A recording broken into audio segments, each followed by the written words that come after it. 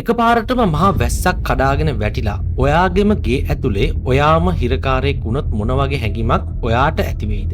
ඉතින් මේ කියන්න යන්නේ ඒ වගේ කතාවක් ගැන. ඉතින් Movie Hub අපේ channel එකේ පටන් ගත්ත අලුත්ම වැඩේ තමයි මේ සිංහලෙන් movie reviews අරන් එන එක. ඉතින් මේ movie reviews බලලා ඔයාට පුළුවන් මේ movie එක බලනවද නැද්ද කියලා තීරණය කරන්න. ඉතින් මේ movie එක Netflix ලගේ අලුතෙන්ම release වෙච්ච movie එකක්. ඉතින් මේ movie එකට 5.6ක IMDb අගයක් ලැබිලා තියෙනවා. ඒ වගේම මේ movie එක horror, science fiction, mystery කියන කැටගරි වලට තමයි අයත් වෙන්නේ. ඉතින් අපි වැඩි කතා නැතිව movie review එක පැත්තට යමු. කතාව පටන් ගන්නේ ජේසන් ගෙන්. ඉතින් ජේසන් කියලා කියන්නේ රැකියා විරහිත ඉංජිනේරුවරයෙක්. මෙයා මාළු අල්ලමින් ඉද්දි මෙයාට පේනවා අසාමාන්‍ය පෙනුමක් ඇති කුණාටුවක් මෙයා ඉන්න පැත්තට එනවා කියලා. ඉතින් මෙයා මේ මාළු අල්ලන වැඩේ නතර කරලා ආපහු ගෙදර යන්න පටන් ගන්නවා. ඉතින් ගෙදර යනවත් එක්කම වැස්සක් පටන් ගන්නවා. ඔහුගේ බිරිඳ ඈන් සහ ඔහුගේ දරුවන් දෙදෙනා ග්‍රෑම් සහ රූත් සහ එයාලගේ පවුලේ බල්ලා කැසිඩි සමග තමයි මෙයා සරල ජීවිතයක් ගත කරන්නේ. මේ විදිහට වැස්ස වැහැලා ටික වෙලාවකින් ජේසන් එළියට යන්න උත්සාහ කරනවා. නමුත් ඔහුගේ ඉස්සරහා දොර ඔහුට අරින්න වෙන්නේ නැහැ. එය සම්පූර්ණයෙන්ම හිර වෙලයි තියෙන්නේ. ඊට පස්සේ මොහු පිටිපස්ස දොර ඒ වගේම ජනේල සියල්ල විවෘත කිරීමට උත්සාහ කරනවා. නමුත් කිසිම වෙලාවක මෙයාට මේ එකක්වත් අරගන්න වෙන්නේ නැහැ. අඩන්න වෙන්නේත් නැහැ. කඩන ගානට ඒව ආයේ හැදෙනවා. ඉතින් ඒත් එක්කම මෙයා එයාගේ දුරකථනය ඒ වගේම අන්තර්ජාල පහසුකම් තියනවාද කියලා බලනවා. ඉතින් මේ සියල්ල ක්‍රියා විරහිත වෙලා තමයි තියෙන්නේ. ඒ වගේම මෙයාගේ වටපිටාවේ ඉන්න සියලුම දෙනා ගෙවල් වලම හිර වෙලා ඉන්නේ කියලා මෙයාලට එයාලගේ ජනලය හරහා දැනගන්න ලැබෙනවා. ඉතින් ඔවුන් සංවේදනය කරන්නේ එයාලා ගාව තියෙන කොළවල එක එක දේවල් ලියලා ජනේලයෙන් අනිත් පැත්තේ ඉන්න නිවසේ අයට පෙන්නලා කොහොම නමුත් මෙයාලට විදුලිය සහ ජලය දිගින් දිගටම තියෙනවා. ඒක නැති වෙන්නේ නැහැ. ඒ වගේම මේ වැස්සත් විටින් විට එනවා ආයෙත් යනවා. ඉතින් මේ විදියට පළවෙනි දවස ගත වෙනවා. ඒ වගේම දෙවෙනි දවසත් ගත වෙනවා. ඉතින් එතකොට මේ කට්ටියට තේරෙනවා මෙයාලගේ ගෙදරම හිරකාරයෝ වෙලා ඉන්නේ කියලා. ඉතින් මේ කට්ටියට Tamanට කන්න තියෙන දේවල් තරමක් දුරට සලාකණය කරලා ඉතුරු කරන්න සිද්ධ වෙනවා. ඉතින් මේ අයට දිනෙන් දින ආහාර ප්‍රමාණය අවම වීමේ ප්‍රශ්නයකට මුහුණ දෙනවා. ඉතින් ජේසන් ඒකට අලුත්ම උපක්‍රමයක් යොදා ගන්නවා. ඒ තමයි චිමිනිය දිගේ ලණුවක් දාලා ඒක හරහා පොඩි උගුලක් අටවලා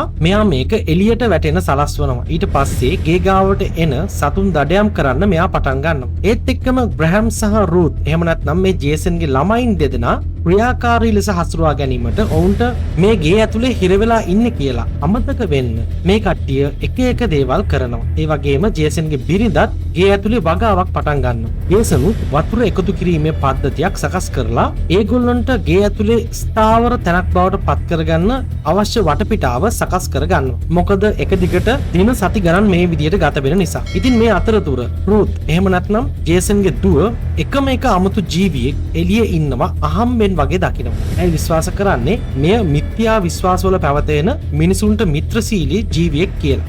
මේක මෙයාගේ පවුලේ අයට කිව්වට ඒ අය මේක ගණන් ගන්නේ නැහැ. ඉතින් මේ විදිහට දවසක් රැක එකපාරටම මෙයාලට සද්දයක් ඇහිලා මෙයාලා කලබල වෙනවා. බලනකොට එළියේ ගෑනු කෙනෙක් ඉන්නවා මෙයාලට පේනවා. ඉතින් මේ ගෑනු කෙනාට එකපාරටම කිසියම් දෙයකින් පහර දෙනවා. ඉතින් මේක මේ ජේසන්ගේ පවුලේ අයත් දකිනවා.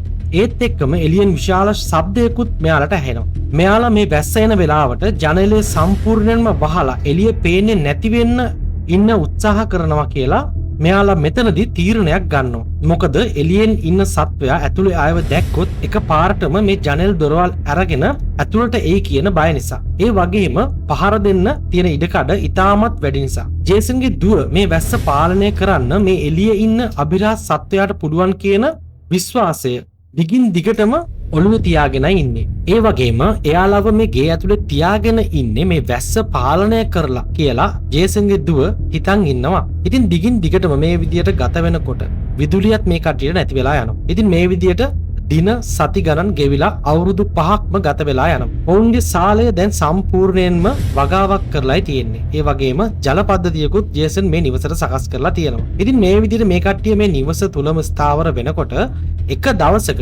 මේ ජනේල රෙද්දක් ඇතුලේ කට්ටියක් ඉන්නවා කියලා මේ අභිරහස් ජීවීන්ගෙන් එකෙක් දැකලා ඒ සතා මේ දොර අරගෙන ඇතුළට එනවා. මේ කට්ටිය බයෙන් හැංගෙනවා. ඉතින් මේ සතා ඇවිල්ලා සම්පූර්ණයෙන්ම අර ගේ ඇතුලේ තියෙන පැල ಜಾති සහ වතුර සැපයුම විනාශ කරලා දානවා. ඉතින් රූත් එහෙම නැත්නම් ජේසන්ගේ දුව විශ්වාස කරන්නේ මේ ජීවීන් Tamanගේම සාගරයෙන් පැමිණ අලුත් ග්‍රහලෝකයක් ගොඩනගන්න උත්සාහ කරන බවට. ඉතින් මේ විදියට මේ ජීවියා ආයෙත් මේ ගෙදරින් පිට වෙනවත් එක්කම සම්පූර්ණයෙන්ම දොර ආයෙත් වැසිලා යනවා. කාටවත් එළියට යන්න නම් වෙන්නේ නැහැ. ඉතින් මේ අතරතුර දඩයමට අල්ලගත්ත පෙරට් කියන ශබ්ද විශේෂයක් රූත්ගේ අතට හපනවා. ඉතින් රූත් අසනීප වෙනවා. ඉතින් මෙයාට ඇන්ටිබයොටික් එකක් අවශ්‍ය වෙනවා. මේක අරගෙන එන්න පිටතට යන්නේ ඈන් එහෙම නැත්නම් රූත්ගේ අම්මා.